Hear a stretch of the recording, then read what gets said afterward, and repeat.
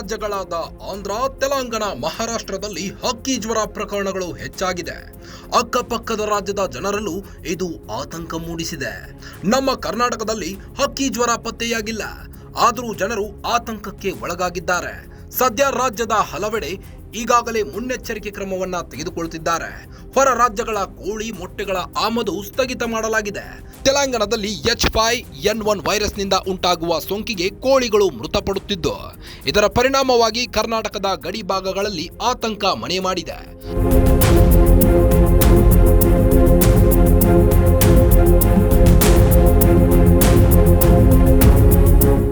ಆಂಧ್ರ, ತೆಲಂಗಾಣ, ಮಹಾರಾಷ್ಟ್ರದಲ್ಲಿ ಕೋಳಿಗಳ ಮಾರಣ ಹೋಮ ನಡೆಯುತ್ತಿದೆ. ಸಂಯುಕ್ತ ನೆಲ್ಲೂರು ಜಿಲ್ಲೆಯ ಗುಡೂರು, ಸುಳ್ಳೂರುಪೇಟ, ನಾಯ್ಡುಪೇಟ್ ಮತ್ತು ವೆಂಕಟಗಿರಿ ಪ್ರದೇಶಗಳಲ್ಲಿ ಚಿಕನ್ ಶಾಪ್ಗಳಲ್ಲಿ ನೂರಾರು ಕೋಳಿಗಳು ಸಾಯುತ್ತಿವೆ. ಇದಕ್ಕೆ ಜನ ತೀವ್ರ ಕಳವಳ ವ್ಯಕ್ತಪಡಿಸುತ್ತಿದ್ದಾರೆ.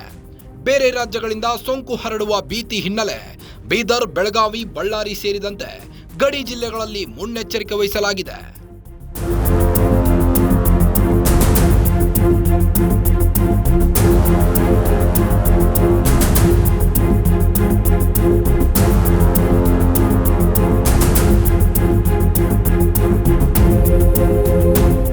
ಸದ್ಯ ಬೇರೆ ರಾಜ್ಯಗಳಿಂದ ಬರುವ ಕೋಳಿ ಹಾಗೂ ಮೊಟ್ಟೆಗಳಿಗೆ ನಿರ್ಬಂಧ ವಿಧಿಸಲಾಗಿದೆ.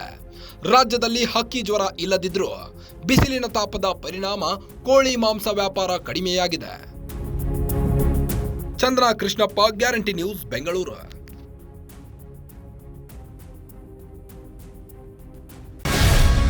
ಗ್ಯಾರಂಟಿ ನ್ಯೂಸ್, ಸುದ್ದಿ ಖಚಿತ, ನ್ಯಾಯ ನಿಶ್ಚಿತ.